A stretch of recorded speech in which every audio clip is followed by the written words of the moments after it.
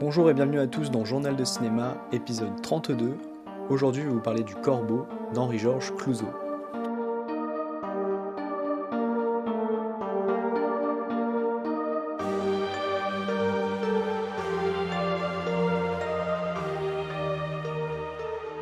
Le Corbeau d'Henri-Georges Clouzot, c'est donc un film français sorti en 1943 avec Pierre Freinet, Ginette Leclerc et Pierre Larquet.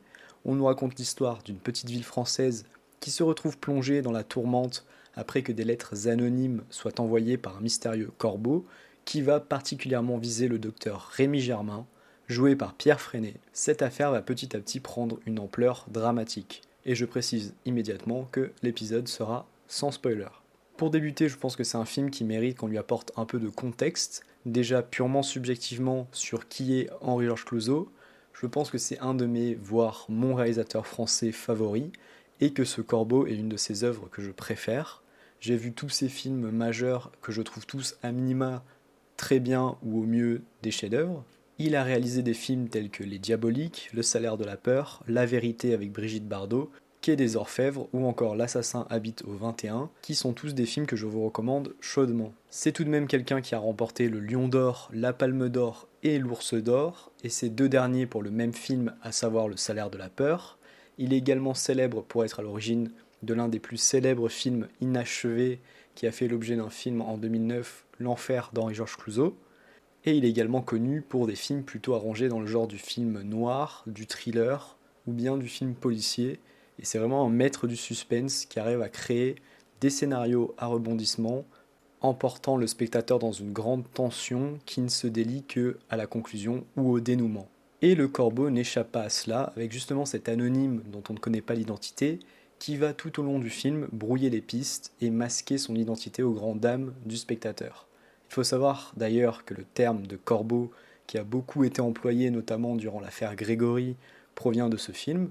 Clouzot a donné au délateur le nom de Corbeau, mais le film s'inspire d'un vrai fait divers ayant eu lieu entre 1917 et 1922, celle dite de l'œil de tigre de Tulle, qui envoyait donc des lettres signées L'œil de tigre aux habitants de Tulle, vous l'aurez deviné. Une histoire qui à l'époque avait eu beaucoup de retentissement et qui avait été très suivie dans la presse et dans toute la France. Ensuite, il est bon de préciser que le film date donc de 1943, une date peu anodine. Le film a été produit par Continental Film, qui fut un studio fondé en partie par les Allemands pendant l'occupation, et qui, à la Libération, sera fermé et la majorité de ses collaborateurs seront emprisonnés. Le film fait évidemment écho au climat de délation qui avait lieu en France, tout le monde cherchant à savoir qui est le corbeau et la foule hystérique n'arrivant pas à contrôler ses pulsions, couplé au fait que le corbeau lui-même révèle les secrets de tous sans aucune morale. À la Libération, beaucoup y ont vu une critique des Français qui seraient des délateurs, et Clouzot se verra suspendu à vie et n'aura plus le droit de réaliser des films. Personnellement, la première fois que j'ai vu le film, j'ai pensé à une métaphore de la collaboration et de la délation des Juifs, et à une dénonciation de ce que la France de Vichy a permis, plutôt qu'à une mise en cause de l'ensemble des Français. De toute manière, le film est bien plus intelligent que ce qu'il en a été retenu à cette période, et revêt une symbolique beaucoup plus universelle. Et de ce fait, beaucoup de voix s'élèvent contre ce qui aura été un des nombreux abus de la libération et de la chasse aux sorcières, qui aura suivi la fin de la guerre, et les fervents partisans de Clouzot réussiront à le réhabiliter, et finalement c'est dès 1947 qu'il pourra tourner, pour son retour derrière la caméra, un de ses grands chefs-d'œuvre, Quai des Orfèvres, avec Louis Jouvet et Suzy Delair. Et quand on voit le film aujourd'hui, je trouve que la critique anti-patriotique, elle est balayée assez rapidement, et on voit clairement que Clouzot met plutôt en cause la foule, et non pas les Français spécifiquement.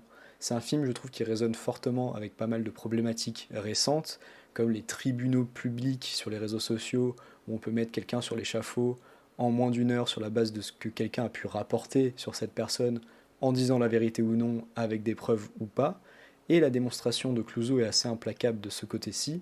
Il arrive à montrer comment tout le monde semble devenir un étranger pour l'autre, et à quel point le besoin de justice va entraîner des dérives. Aussi la question de l'anonymat qui permet à certains de révéler leurs bas instincts, et une thématique qui résonne également beaucoup à notre époque, et qui dans le film est évidemment centrale. Et c'est donc Rémy Germain qui va en faire principalement les frais, à la fois harcelé par le corbeau et honni par la population du village. Pierre Freinet, qui est un des acteurs les plus emblématiques de la première partie du XXe siècle, est assez fabuleux dans ce rôle de docteur aux faux airs monolithiques qui se démène tant bien que mal pour rester digne dans ce grand déballage.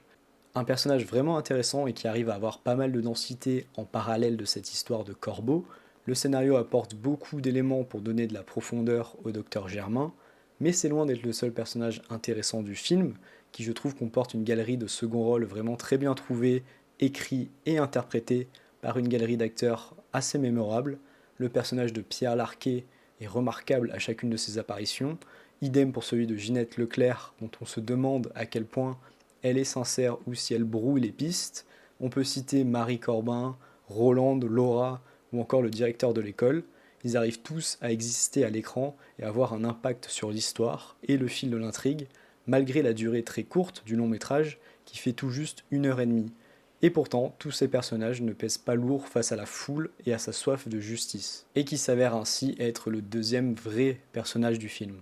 Un autre point que j'apprécie beaucoup dans le film, c'est que même si le suspense et l'envie d'en savoir qui se cache derrière le corbeau nous tient vraiment en haleine, et bien quand arrive le dénouement, on se rend compte que c'était pas nécessairement cette résolution et donc cette enquête qui fait tout le sel du film, mais plutôt du coup cette ambiance particulière où tout le monde pourrait être le coupable, où on a cette personne qui apparaît comme omnisciente et donc qui semble tout savoir, et qui sans aucun scrupule déballe tout pour se délecter des conséquences parfois tragiques de ces révélations. D'autant que les plus perspicaces pourront rapidement se douter de l'identité du corbeau, mais quand même apprécier le film jusqu'à sa fin. Je trouve que dans ce sens, les dialogues sont très bien écrits, avec certaines répliques assez mémorables. On a quelques pointes d'humour, des petites réflexions philosophiques, et notamment via le personnage du docteur Vorzé, joué par Pierre Larquet, qui est un grand habitué du cinéma de Clouzot, et qui nous gratifie de quelques savoureuses observations. Il est évident que certaines choses apparaissent un peu datées, le film ayant près de 80 ans, mais comme souvent chez Clouzot, il y a une vraie modernité dans la mise en scène. Certaines idées sont absolument brillantes, de la scène de l'enterrement à la discussion autour d'une ampoule qui se balance. Le film ne cesse d'interroger le spectateur sur la notion de bien et de mal, et de qui mérite d'être châtié ou pas. En filigrane, on a des questions qui, pour 1943, sont assez courageuses. Par exemple, le thème de l'avortement qui est évoqué plusieurs fois et qui fait partie des questions morales très discutées tout au long du XXe siècle. Et on sait qu'encore aujourd'hui, la question n'est pas encore réglée partout en Europe ou même chez nos amis américains, par exemple. Sur plein d'aspects, je trouve le film résolument moderne, un peu moins sur certains points qui concernent les personnages féminins, il faut bien le dire. Et surtout, le message du film, finalement, c'est ça qui en fait son actualité et sa modernité, qui en fait quasiment une parabole de ce que les réseaux sociaux font de pire aujourd'hui et de la violence qui peut se cacher derrière l'anonymat. Et je vous propose dès maintenant de passer à ma conclusion.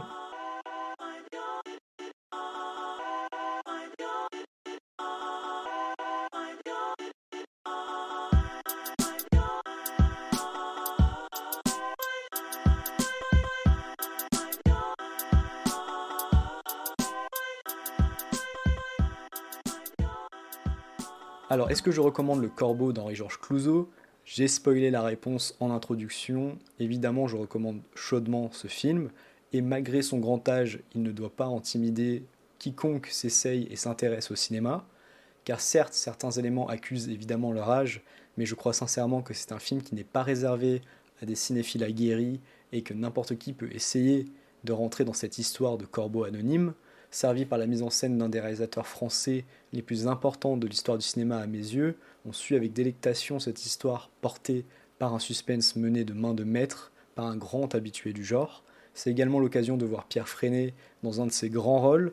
Je trouve que malheureusement c'est un acteur trop peu cité alors qu'il y a bon nombre de rôles mythiques et dans des films célèbres et populaires de la première partie du cinéma français du XXe siècle. De plus, je trouve que le scénario offre une vraie réflexion sur les événements et laisse au spectateur beaucoup de liberté quant au jugement qu'il peut avoir sur l'affaire et notamment sur son dénouement. Et je vais rarement dire ça, mais je crois même que le film aurait mérité d'être un peu plus long, car la fin est un peu rapide avec un enchaînement d'événements qui se retrouvent un peu les uns sur les autres. D'autre part, si vous souhaitez découvrir le cinéma de Clouzot, je pense que c'est une bonne porte d'entrée. C'est un cinéaste qui est plutôt accessible, donc en vérité n'importe laquelle de ses œuvres majeures est un bon début. Je pense que Les Diaboliques notamment est un film absolument incroyable, tourné après Le Salaire de la peur, mais tout aussi remarquable. Et donc, si vous êtes à la recherche d'un film français en noir et blanc, mais que vous avez peur que la forme soit trop datée ou démodée, je ne peux que vous encourager à découvrir le cinéma de ce cher Henri Georges, qui n'avait rien à envier pour moi à certains de ses confrères outre-Atlantique. C'était tout pour cet épisode de Journal de cinéma, merci de m'avoir écouté, j'espère que ça vous a plu. Si vous avez aimé l'épisode, n'hésitez pas à vous abonner sur votre plateforme d'écoute favorite. Normalement, le podcast est disponible à peu près partout. Et pour suivre l'actualité de Journal de cinéma, rendez-vous sur Twitter, @journal de cinéma. Je vous remercie encore, à la prochaine, bye bye.